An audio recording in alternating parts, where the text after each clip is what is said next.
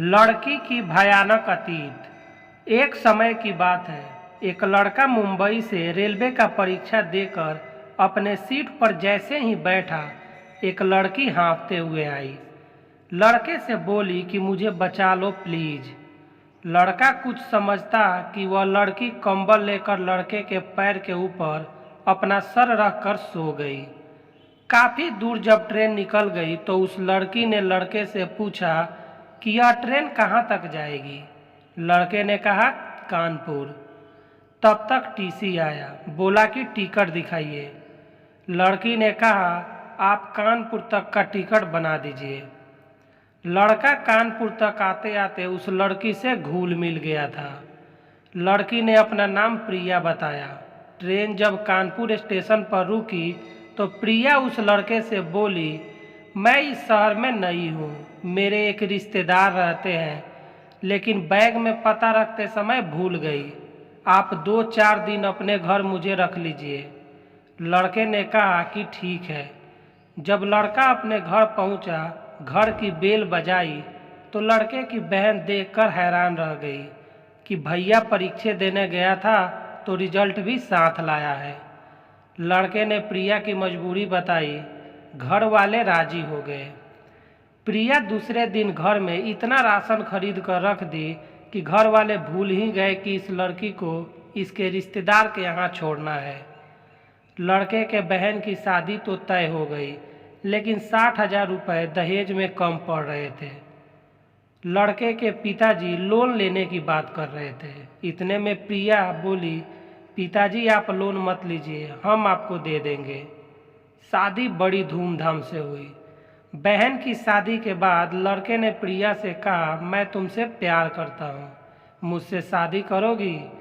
प्रिया बोली कि यही बात अम्मा पिताजी के सामने रखिए। लड़के ने कहा कि यह बात अम्मा पिताजी से राय लेकर बोला हूँ। प्रिया सबने सामने बोली कि मेरे बारे में बगैर जाने ही आप लोग शादी के बारे में सोच लिए। सच्चाई जानने के बाद क्या आप मुझे शादी करेंगे? वह बताई कि मुंबई के रेड लाइट एरिया के एक कोठे की बेसिया की बेटी हूँ। जब मुझे मालूम हुआ कि मेरी कीमत लग गई है तो माँ से बोली, इस दलदल में मुझे मत डालो। मुझे पढ़ा लिखा कर क्या यही करने के लिए सोची हो? मुझे मेरी माँ ने कहा, बेटी तू ग्राहक आने से पहले कहीं भाग जा। तब मैं भाग कर यहाँ आ गई। यह सुनकर सबके पांव तले जमीन खिसक गई और उस लड़की से बोलना बंद कर दिए। यह बात तत्काल उनकी बेटी सपना को ससुराल में मालूम हुई। सपना अपने पति से बोली, मुझे अपने मायके जाना है। वह अपने मायके जैसे ही पहुंची, प्रिया अपना कपड़ा समेटकर घर से निकलने वाली थी। सपना ने कहा कि कहाँ जा रही हो? तो वह बोली कि भगवान जाने। इतना कहकर वह फफक कर रोने लगी। सपना अपने माता पिता भाई से बोली कि आप लोग बहुत गिरे हुए इंसान हो।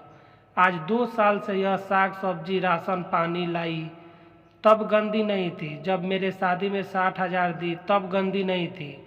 मेरे शादी का सारा सामान खरीद कर मुझे दी तब गंदी नहीं थी। ये जेवर बनवा कर मुझे दी तब गंदी नहीं थी।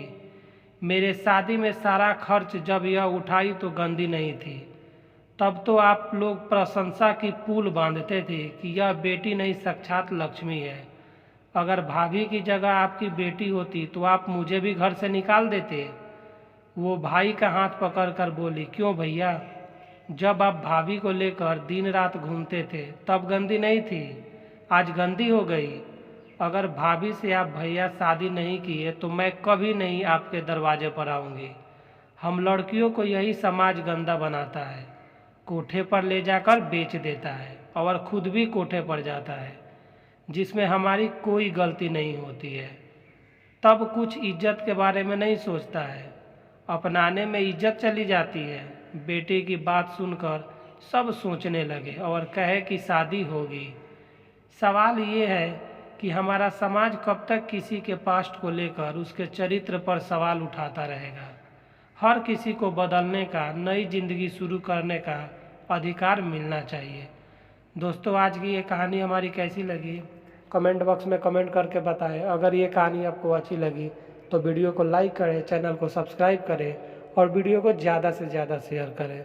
दोस्तों, ऐसे ही वीडियो देखने के लिए मेरे चैनल को सब्सक्राइब जरूर कर लें। वीडियो देखने के लिए बहुत बहुत धन्यवाद। थैंक यू दोस्तों।